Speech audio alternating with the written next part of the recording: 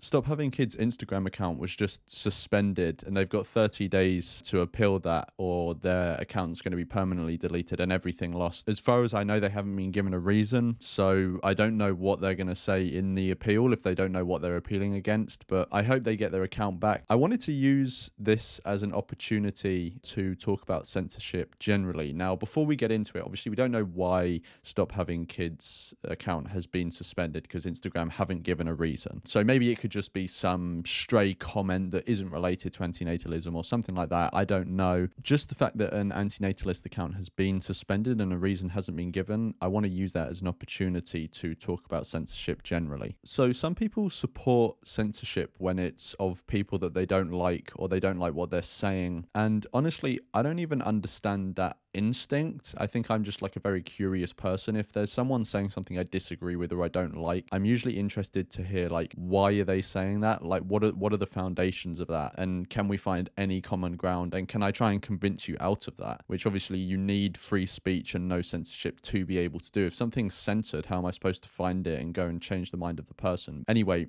I think I can somewhat understand that inclination when it's an average person who doesn't have any controversial views, because they are very safe within the cultural mainstream. They do not have any opinions or do anything that is controversial, and so they see something they don't like, they see it as controversial, they maybe see it as harmful, and they want to keep people safe. They go straight for censorship. They try and, you know, launch some sort of cancel campaign, or they just on their own, they report it, all of that sort of stuff. I can maybe understand that sort of inclination. I don't agree with it, but because they are in the safety of the majority, I can understand why their brain might go to that. What I really don't understand is people outside of the mainstream, like antinatalists or like vegans, supporting censorship. It makes no sense to me. This has happened a lot in the vegan space. People have launched cancellation campaigns against a whole host of people. I just don't get it. I don't get it on principle. I don't think it really ever works. There have been people that cancellation campaigns have been launched against, and since the cancellation campaigns, they've been bigger than ever. But regardless of all of that, I don't understand why the people are doing it. I don't understand it on principle, but I also don't think it's effective. Why do I think that specifically antinatalists should not be doing this? Think about it like this. Antinatalists are outside of the moral mainstream, right? We hold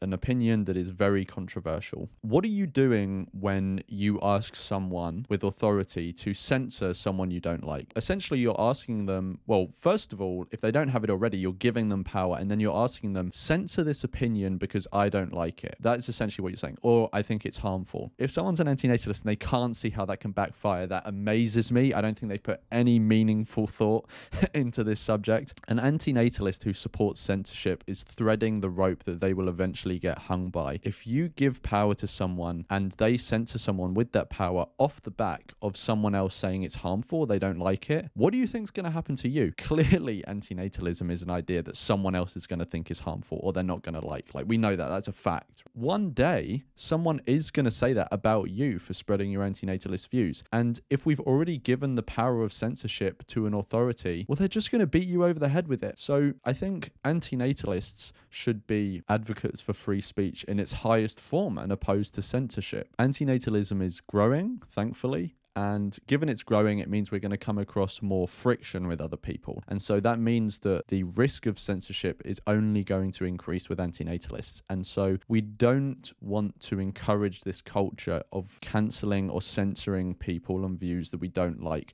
because that is only going to get turned around and put on us. Hopefully this isn't the case with Stop Having Kids. I'm just hoping it was one sort of stray comment with maybe a swear word or something like that, or something that was misinterpreted that wasn't to do with antinatalism. I'm hoping it was something like that and they get their account back. I hope that the antinatalist community will nurture an environment of being open and discussing things with people. And if you don't like something, combat it with ideas. Don't just squelch it with censorship. Anyway, let me know what you think about this. Do you think that antinatalists should be supporting censorship in any way? Do you disagree with something I've said? But yeah, I'm firmly on the side of we should not be encouraging censorship. We should be, you know, the most free speech people as antinatalists. And I'll catch you in the next one.